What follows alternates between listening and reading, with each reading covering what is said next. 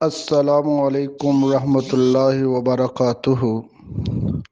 جیسا کہ احباب کے علم میں ہے کہ ہم خوابوں کی تعبیر بیان کرتے ہیں اور اس کے ساتھ ساتھ ضرورت معاشرہ کے تحت کوئی چیزیں جو ہوتی ہیں ڈسکس کرنا لازمی ہوتی ہے وہ بھی کرتے ہیں۔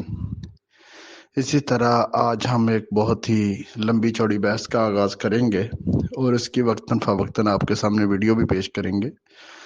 آج جو ہمارے معاشرے میں سب سے بڑا ظلم ہو رہا ہے، سب سے زیادہ جس طبقے کے حقوق پامال ہو رہے ہیں، وہ طبقہ عورتوں کا طبقہ ہے۔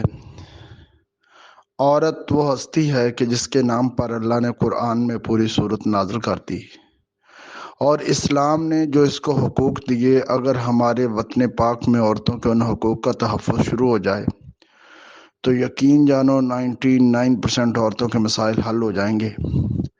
وجہ یہ ہے کہ ہمارے ہاں خواتین بھی ان حقوق کو حاصل کرنے کی کوشش نہیں کرتی، اور جو حقوق کے لیے آواز اٹھاتی ہیں وہ بے راہ روی کا شکار ہیں۔ وہ حقوق نہیں چاہتی، وہ کچھ اور ڈیمانڈ کر رہی ہیں، جو اگر ہمارا معاشرہ ان کو عطا کرے گا تو وہ تباہی و بربادی کا شکار ہوگا۔ تو جو ان کے حقوق ہیں ان میں سے میں مثال کے طور پر ایک دو چیزیں ذکر کرتا ہوں کہ ہمارے وطن پاک میں ایک مرد اگر وہ وہ رنڈوا ہو جائے یا اپنی بیوی کو طلاق دے دے تو اس کے 4 5 6 بچے بھی ہوں تو اس کو کنواری لڑکی کا رشتہ مل جاتا ہے۔ اس کے مقابلے میں ایک عورت بیچاری، اس کے 1 2 بچے ہیں، وہ بیوہ ہو جائے یا اس کو طلاق ہو جائے تو کوئی مرد اس کو قبول کرنے کے لیے تیار نہیں ہے۔ یہ ہمارے معاشرے کی بہت بڑی ستم ظریفی ہے۔ جبکہ اس کے مقابلے میں وہ عرب لوگ جہاں سے اسلام کا ظہور ہوا، جن کی تربیت، جن کے آباء و اجداد کی تربیت محمد رسول اللہ صلی اللہ علیہ وسلم کے ہاتھوں ہوئی، وہاں ان چیزوں کو معیوب نہیں سمجھا جاتا تھا۔ آپ کے زمانے میں ایک عورت اگر بیوہ ہوتی یا طلاق ہو جاتی تو 3 مرد اس کو نکاح کے پیغام دیتے۔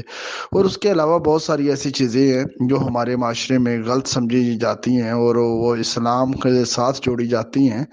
تو ایسا نہیں ہے، اسلام نے جو عورتوں کو حقوق جو تحفظ دیا ہے وہ کسی مذہب، کسی دین نے نہیں دیا۔ ٹھیک ہے، اسلام نے عورت کو حق دیا کہ اگر وہ اپنے شوہر کے نان و نفقے پر راضی نہیں ہے تو طلاق لے سکتی ہے۔